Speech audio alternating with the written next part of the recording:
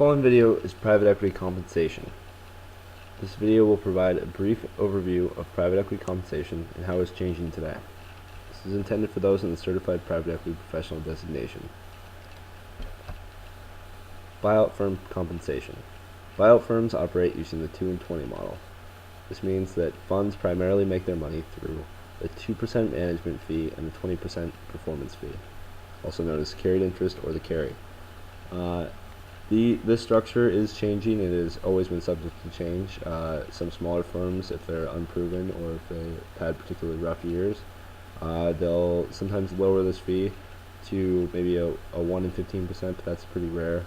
It's usually like 2 and 19% if they're really going to lower it. And some firms will increase this by a lot. This goes across the alternative investment or alternative asset community. Hedge funds charge about the same structure, but again, subject to change. Larger managers, Carlyle Group, that kind of thing, will probably charge a little bit higher because they've proven that they're able to generate returns on a consistent basis and that they can generate really high returns. So investors will be willing to pay more. This is then distributed to the firm's employees, with the highest compensation going to the general partners of the fund, and then going down to the lowest, which is non-senior analysts and junior level employees.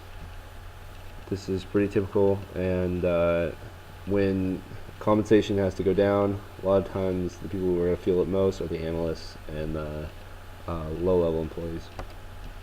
Current compensation trends. This is going off a recent compensation report I've read, as well as people I know in the industry and just things from following the industry that I've picked up. Buyout compensation has declined or at least stayed the same, but it's still highly competitive to other industries. Hedge funds have had a particularly good 2009, continuing in 2010, so they might be able to pick up some more talent from private equity firms by offering a little bit more. But generally, buyout firms are able to compete in compensation and sometimes are even the highest paying in the financial industry. Given the economic and financial troubles in 2007 and 2009 through 2009, no major decline is okay. It's not great, and even if there is a bit of a decline, it's still pretty decent for how much buyout firms have been struggling to produce deals.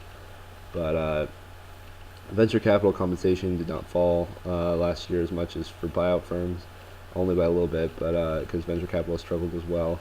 But they're not reliant on transaction charges for, so low deal flow for them is not going to hurt them as much as it has for private equity firms.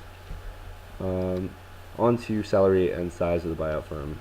Pay in the larger buyout firms, this is $1 billion in assets plus, always going to be better than in the smaller and mid-market firms, which are smaller firms would be below 300 million, mid-market 300 million to 1 billion. And however, in 2009, the largest firms took the biggest year-over-year pay cut. This has an important caveat that even with the reduction, large private equity employees still make $368,000 in overall compensation at large private equity firms, which is more than the medium and smaller buyout firms by about 50,000. But that's again, that's average private equity employees at large private equity firms, which is in excess of $1 billion. Professionals at large buyout firms received a cut of 14% to their overall compensation. That includes salaries, bonus, and carried interest. On the other hand, small and medium-sized private equity firms saw increases in compensation, 4% and 20% respectively. What that really shows, that's about a year old, so that's probably going to change a little bit. Even the small and medium-sized, they weren't spending as much on compensation because they're not competed with as heavily to keep their talent, and they weren't relying as much on compensation as the larger buyout firms, the Carlyles, the KKR, were having to pay their employees a great deal, and they knew they were going to have to make some cuts. I think Carlyle Group made some significant staff reduction. They're probably starting to hire again more, as a lot of firms are right now, now that the recession has pretty much petered out. Associate level compensation, I'm focusing on this because a lot of people taking the private equity professional designation are focused on getting into the entry level position, which is typically the associate level. So associate compensation is competitive with other industries. The largest reduction in compensation was at the associate level. They're first on the chopping block, as I said before.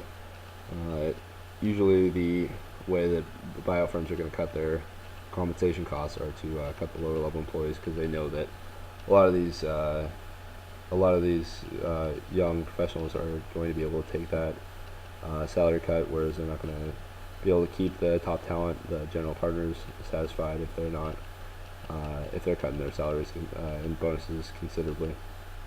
Also, last year, average associate compensation fell by 10% to $275,000. This is still pretty competitive, and just to go down to $275,000 is probably sounds pretty good to those outside of the private equity industry, but it is a 10% cut for those large buyout firms. In 2008, associate compensation at big buyout firms rose 6%. Went up 22% in 2007. That's the year of the mega buyouts.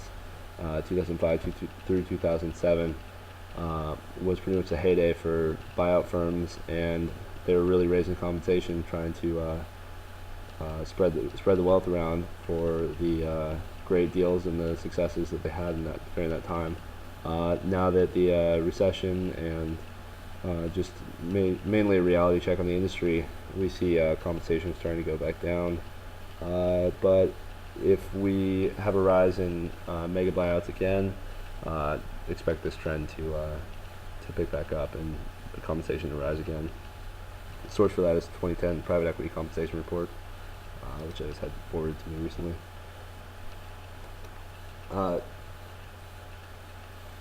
I want to move on to the carried interest tax. This could have significant ramifications for private equity compensation.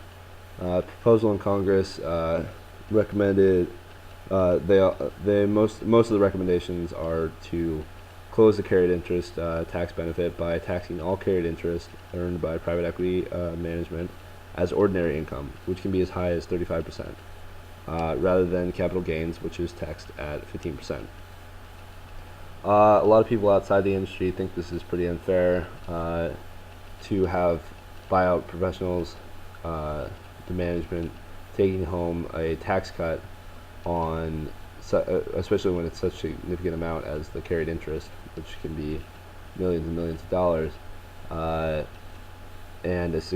that's also a significant revenue for private equity firms, and they operate using this carried interest as a way of paying their employees, as a way of staying afloat financially. So it's going to be a pretty big deal. There's a lot of campaign contributions going from private equity professionals, the managers, and they're going towards different politicians, which could have the effect of preventing this regulation. But most recent proposal I've seen has been softened a little by Max Baucus, who's chairing the Senate Financial Committee, and his take on it is that I think it was a percentage of the carried interest will be taxed as capital gains at the 15% level, while some of it, I think it was 60 or 65% of it will be taxed at the ordinary income level, which could be as high as 35%. So, assuming that the current Congress will probably get this through as part of the financial reforms, this cut in profit could end up hurting compensation, especially at the lower level. As I've said before, a lot of times the cuts will go towards the lower part of the firm, and this is just an important thing to keep in mind. But still, compensation in private equity firms is very competitive, always will be. Buyout firms have always been able to pay their employees very well because they've always been able to generate high profits and high returns. It's a very profitable business, and it's a very profitable business to be a part of.